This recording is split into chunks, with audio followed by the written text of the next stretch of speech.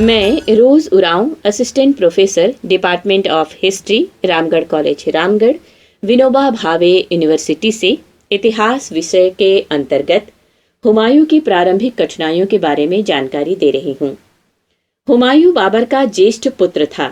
6 मार्च 1508 ईस्वी को काबुल में उसका जन्म हुआ था।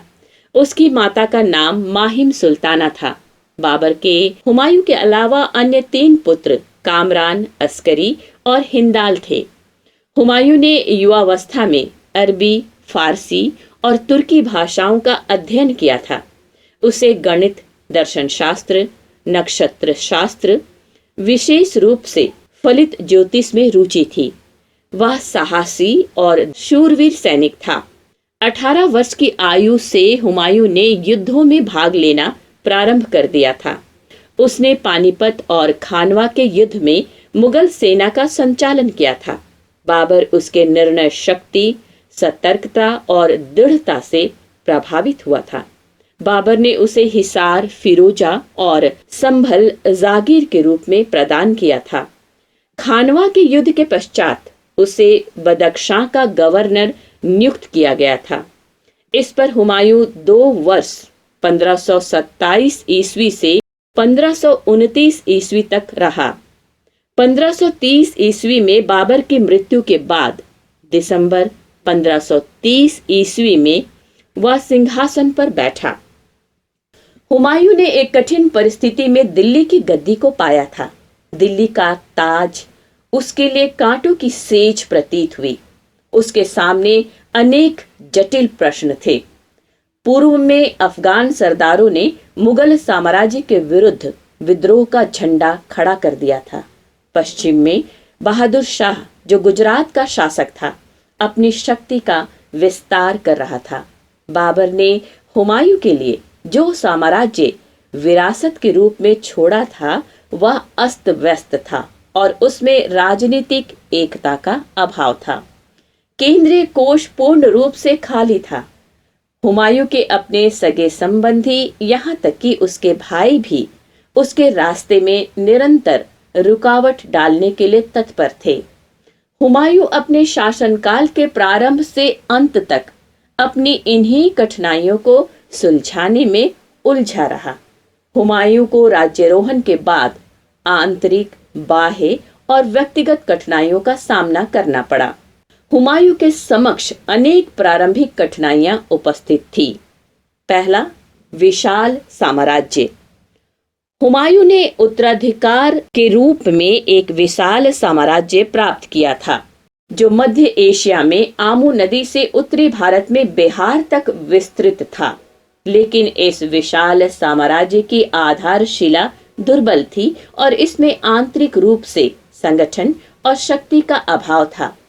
बाबर ने साम्राज्य में सक्षम प्रशासनिक व्यवस्था की स्थापना नहीं की थी।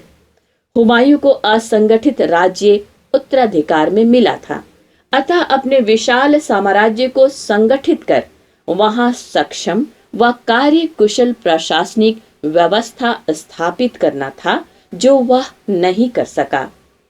लेनपुल ने लिखा है, बाबर ने अपने पुत्र के लिए जिस साम्राज्य को छोड़ा, उस पर शासन करना आसान ना था और ना ही हुमायूं उसके योग्य था। दूसरी समस्या थी मुगल साम्राज्य का दुर्बल स्वरूप। बाबर मूल रूप से एक सैनिक और विजेता था, जबकि हुमायूं शांति प्रिय था। बाबर ने जिस साम्राज्य की स्थापना की थी, उसमें संगठन और प्रशासन की स्थिति अत्यंत दुर्बल थी। बाबर ने मध्य एशिया के कुंदुज, बदख्शां को जीता था और उसका साम्राज्य भारत में बिहार, चंदेरी तक विस्तृत था। कुशल प्रशासन स्थापित करके इस विस्तृत साम्राज्य में सुदृढ़ता प्रदान नहीं की गई थी। बाबर ने भारत में 4 युद्ध किए थे। उसका साम्राज्य इन सैनिक विजयों पर ही टिका हुआ था। हुमायूं को जो साम्राज्य मिला, उसका दुर्बल स्वरूप उसके लिए सबसे बड़ी समस्या थी। इसमें सुदृढ़ प्रशासन तथा आंतरिक एकता का अभाव था और सुदूर क्षेत्र व्यवहारिक रूप से स्वतंत्र थे।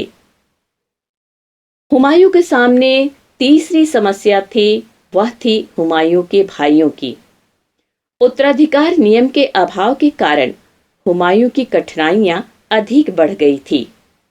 बाबर जब मृत्यु शैया पर था तब उसने हुमायूं को अपना उत्तराधिकारी घोषित किया था और हुमायूं को अपने भाइयों के साथ उदारता का व्यवहार करने का आदेश दिया था। आज्ञाकारी पुत्र होने के नाते हुमायूं ने इस आदेश का पालन किया, जो उसके लिए बहुत महंगा प्रमाणित हुआ। उसने कामरान को काबुल और कंधार, अस्करी को संभल और हिंदाल को अरवल और मेवाड़ के प्रदेशों को दे दिया था। इसी तरह उसने चचेरे भाई सुलेमान को बदख्शां प्रदेश दे दिया था। परंतु इन लोगों ने हुमायूं की उदारता के बदले उसके विरुद्ध तलवार उठाई। उसके भाइयों ने हुमायूं की उदारता का अनुचित लाभ उठाया और उसके संकटों में वृद्धि की। इन महत्वाकांक्षी राजकुमारों का कुछ स्वार्थी अमीरों ने अपने स्वार्थ सिद्धि के लिए दुरुपयोग किया। हुमायूं के भाइयों ने उसके साथ सदैव शत्रुतापूर्ण व्यवहार किया, उसके लिए मुसीबतें खड़ी की और विपत्ति में भी हुमायूं की सहायता नहीं की। चौथी समस्या थी मुगल सेना की दुर्बलता। मुगल साम्राज्य सैनिक शक्ति के आधार पर ही सुरक्षित रह सकता था। मुगल सेना में उज्बेक, मुगल, तुर्क, ईरानी, अफगान और हिंदुस्तानी सभी सम्मिलित थे। उनकी निष्ठा सामान्य रूप से अपने नेताओं के प्रति होती थी। युद्ध में विजय प्राप्त करने तथा साम्राज्य को सुरक्षित रखने के लिए सेना में एकता आवश्यक थी। इस प्रकार की एकता को बाबर ने अपने श्रेष्ठ सेनानायक गुण तथा सैनिक यश के आधार पर प्राप्त कर लिया था। परंतु हुमायूं के प्रति सेनापतियों के इस प्रकार की श्रद्धावान निष्ठा नहीं थी और हुमायूं उनके परस्पर विरोधी परामर्श के कारण अनेक संकटों में फंस गया। पांचवी समस्या थी रिक्त राजकोष। हुमायूं जिस समय गद्दी पर बैठा उस समय राजकोष खाली था। बाबर ने दिल्ली पर अधिकार करने के पश्चात वहां के राजकोष को खुले हाथों अपने सैनिकों में वितरित किया था और राजस्व की कोई व्यवस्था नहीं की और इसका प्रबंध जमींदारों के ऊपर छोड़ दिया। इससे आर्थिक स्थिति खराब हो गई थी। हुमायूं भी आर्थिक मामलों में मित व्ययी नहीं था और उसमें वित्तीय अनुशासन की कमी थी। हुमायूं ने भी शासक बनने के पश्चात आर्थिक स्थिति को सुधारने का प्रयत्न नहीं किया। रशब्रुक विलियम्स के अनुसार हुमायूं की कठिनाई में उसकी आर्थिक स्थिति का बहुत बड़ा हाथ था। छठी समस्या थी मिर्जा वर्ग का विरोध। तैमूर के वंशजों को मिर्जा कहा जाता था। हुमायूं के लिए मिर्जा वर्ग ने अनेक समस्याएं उत्पन्न की। इस वर्ग में मुख्य रूप से मोहम्मद जमाल मिर्जा, दूसरा मोहम्मद सुल्तान मिर्जा था। ये दोनों स्वयं को बाबर के पुत्रों के बराबर समझते थे। सिंहासन का दावेदार मेहंदी ख्वाजा भी था, जो बाबर का बहनोई था। बाबर ने इन लोगों को बड़े प्रांतों का गवर्नर नियुक्त किया था और इनके पास बड़ी बड़ी सेनाएं भी थी। मोहम्मद जमाल मिर्जा और सुल्तान मिर्जा इन दोनों ने समय समय पर हुमायूं के विरुद्ध विद्रोह किया और हुमायूं के शत्रुओं का ही साथ दिया। वे हुमायूं के सहायक न होकर शत्रु सिद्ध हुए। हुमायूं के सामने सातवीं समस्या थी अफगानों की।